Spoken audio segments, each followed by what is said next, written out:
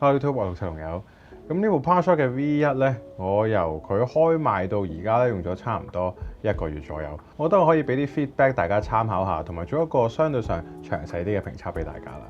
咁對上一次我哋見到 Canon 出呢啲機仔咧，已經係2019年嘅 G7X Mark III 啦。因為佢一個好細嘅機身，有個1寸嘅 sensor， 有一個好正常嘅一個 standard zoom 嘅 range。咁就算去到依家呢部 G7X Mark III 依然都係好受歡迎嘅。咁而家部 PowerShot V1 咧，嚴格嚟講都唔算係後繼機嚟嘅，因為如果係後繼，佢就叫 G7X Mark IV 啦。而家呢部改咗個名叫 V1 嘅。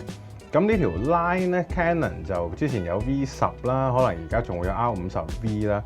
咁其實佢個 V 嗰個字就係 for vlogging 咁嘅意思嘅。咁但係我覺得呢部 V1 又唔真係完完全全係 for vlogging 嘅喎。咁首先佢呢個426g 嘅機身咧，我自己係好中意嘅。咁但係咧，佢雖然係一個機仔咁樣嘅定位啦，但係其實 technically 佢又唔係真係好細部嘅。你可以好勉強係可以袋到落褲袋嘅，但係唔建議啊。咁佢而家用緊一粒1.4寸嘅 CMOS，其實即係同 M43咁上下大啦。咁比起以前我哋成日見嘅一啲1寸 sensor 機仔嚟講咧，佢個畫質其實係好好多嘅。我哋轉頭俾啲 sample 大家睇下。咁另外佢而家呢部機咧係有一支等效16到50mm 嘅鏡頭嘅。咁以機仔嚟講咧，我哋第一次係見到有 wide angle 嘅 zoom 鏡出現嘅。但係佢呢支鏡頭其實我覺得係都做得唔錯嘅。以呢個咁樣嘅機身尺寸嚟講，係可以收得埋一支有16mm 等效2.8嘅鏡頭，係幾出色嘅一件事嚟嘅。咁我覺得呢部機其實佢主打要 sell 嗰班人就係啲會經常性影住自己嘅一路人嘅。咁尤其是我成日睇啲 foodie 好中意食飯嘅時候影住自己，我覺得呢一部機係好適合呢一個用途嘅。咁所以咧，我都有少少想嘗試下攞呢部機去做一啲平時 foodie 會做嘅嘢。咁我就決定咗要試下影住自己食飯啊！講下笑啫，我覺得一路食飯一路拍片其實係一件好困難嘅事嚟嘅，所以我都係食完餐飯聲音導航大家算啦。話說我早排去咗曼谷，要試下呢間全泰國唯一嘅米芝蓮3星餐廳啦。本身我都有好大個問號，究竟泰國菜可以有幾好食啊？咁 Soarin 呢間餐廳係主打泰國南部嘅料理嘅，佢個 menu 都好得意嘅，有張郵票咁樣封住，打開之後見到有好多字，因為佢係將所有材料都寫晒出嚟俾你睇嘅。然後每一道菜嘅材料佢都會擺喺你台面嘅。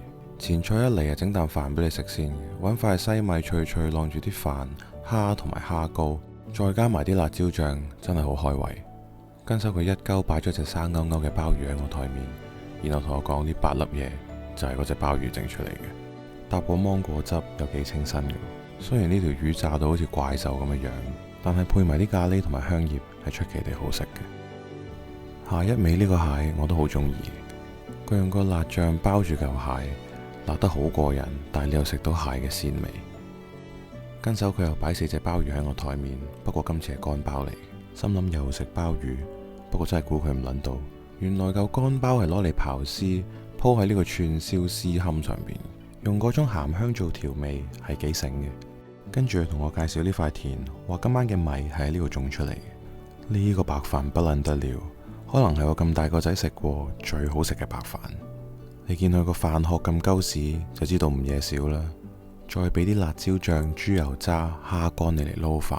當你食到嗨嗨地，佢再攞個咖喱牛腩出嚟，真係好食到連隻碟都舐乾淨。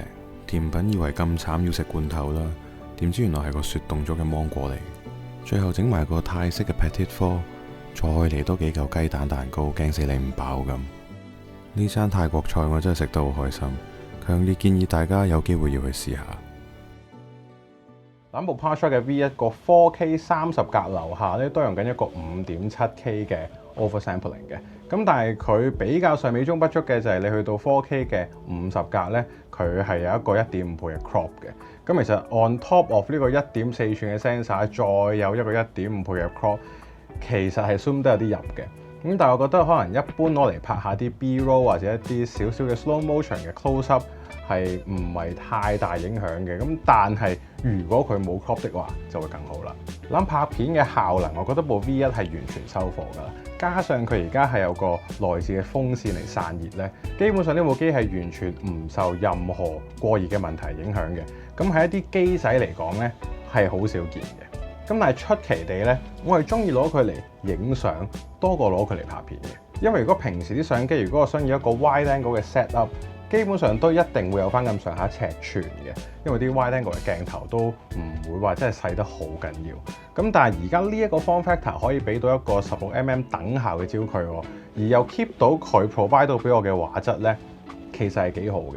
大家可以見到啲 sample 相咧，係其實真係好 sharp 成嘅，咁同埋個對焦速度咧都係一貫 Canon 嘅快很準嘅啫。佢而家部 V1 都係同平時嘅無反機一樣，都係有 Dual Pixel AF 嘅。咁同埋佢個機身入邊內置係有 ND filter 嘅。咁喺拍片嘅時候其實已經好有用㗎啦，即係你一啲好光嘅情況下，你又想 keep 到有一個正常嘅 motion blur，你想用翻一個相應嘅快門速度，其實有 ND 係比較上好嘅。咁但係喺影相嘅時候有 ND 我都覺得係一件好好嘅事嚟嘅，因為我可以好輕鬆地就可以即係拖慢啲個快門，我可以影到少少可能啲流水或者車軌呢一啲類型嘅嘢，都可以好輕鬆咁樣喺呢部機度影到嘅。諗要講下啲我唔喜歡嘅嘢啦，不過喺講啲我唔喜歡嘅嘢之前咧，講到啲口乾，飲乜嘢先？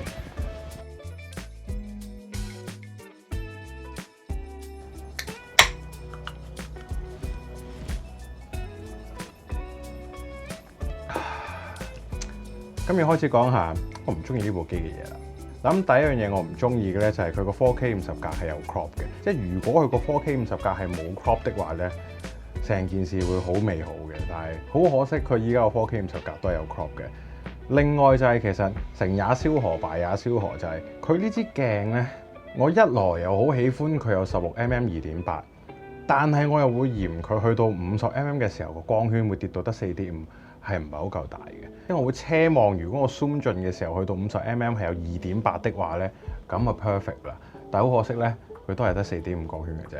咁你會喺某啲情況下，可能譬如你影枱頭啲嘢食嘅時候，你會可能稍嫌個立體感冇咁強，或者個 background blur 冇真係 blur 得好緊要，或者可能喺啲唔夠光嘅情況下，你會覺得4.5光圈係真係唔係好夠嘅。因為呢一類機仔，你個 ISO 又唔可以亂咁推，其實有陣時可能過咗3200 ISO 嘅時候，其實個畫質開始會跌得有啲誇張嘅。咁所以我用佢嘅時候就盡可能我都係會 keep 住用 wide 啲嗰一段，等個光圈可以大少少嘅。咁所以如果你對 wide angle 冇咩好大追求的話，其實呢部機可能未必真係好適合你嘅。即係呢部機而家塞到呢一支鏡頭落去呢，我覺得已經好好㗎啦。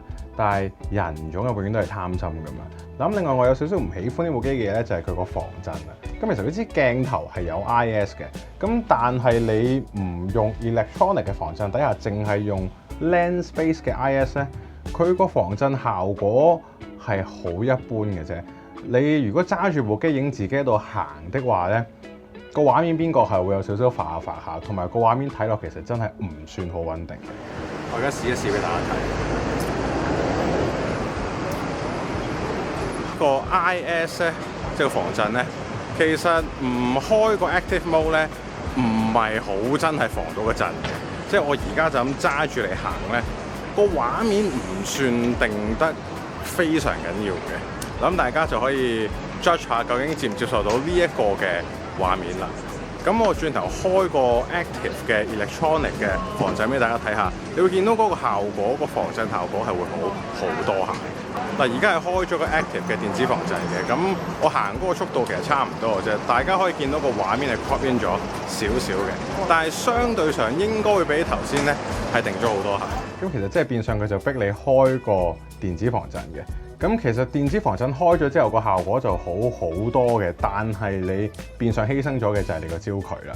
即係你會由16mm 又再 crop in 咗少少，其實大約 around 等效會可能 crop 到去變咗20mm 左右嘅。咁有啲時候就係你會睇落覺得點解個畫面都唔係真係好歪咁，其實個原因就係因為你開咗個電子防震。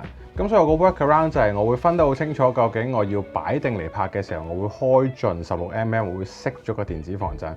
定還是我揸住佢嚟拍嘢的話，我需要有一個比較上穩定嘅畫面，我就會開個 electronic 嘅防震，但係我就會犧牲咗個 wide angle 啦。咁另外，如果你想拍 4K 50格的話咧，你就冇得開個 electronic 嘅防震嘅。咁因為個電子防震係需要用一個 crop in 嘅方法去做啦。咁由於佢個 4K 50格已經要 crop in 㗎啦，咁所以佢已經冇位再俾你 crop in 啦。佢 crop 到冇得再 crop 啦。咁所以 4K 50格個畫面有啲時候睇落係真係冇咁定嘅。咁另外有一樣嘢我唔係好喜歡嘅咧，就係佢開關掣嗰個 position，佢同個快門掣都唔算真係黐得好埋嘅。咁所以開機嘅時候，你嘅手指都需要伸得比較出，先至可以 access 到個開關掣嘅。即係如果佢個開關掣係可以擺翻近呢個快門掣，或者直接喺個快門掣度有個 on-off switch，我會覺得開心啲嘅。咁 all in all，我覺得其實部 PowerShot 嘅 V1 咧係一部非常好嘅一部 wide angle 嘅隨身機嚟嘅。你一定要記住，佢係一部用緊 wide angle 嘅機，因為其實平時我哋可能會習慣咗用可能24-70等效去焦距，咁佢一落到去16到50，其實你冇咗 tight 啲嗰一段咧，咁可能對好多人嚟講，其實個用途相對上會冇咁大，即係 wide angle 唔係真係好多人都好適合用嘅。咁但係我亦都好 enjoy 影相嘅時候係有呢個 wide angle 可以度到一個深度嘅。咁所以如果你考慮緊買呢部機的話咧，你要諗清楚究竟16到50mm 呢一支鏡頭啱唔啱你，同埋究竟你係咪真係需要一個咁細嘅機身，定還是你會考慮下用一個大啲嘅機身，可能會有得換鏡嘅機，可能會更加 fit 到你嘅。咁所以部 V1 我自己係幾喜歡嘅，唔知大家點睇呢？歡迎喺下邊留言，我哋可以傾下偈嘅。咁今條片就講到呢度先啦，我哋下條片再見，拜拜。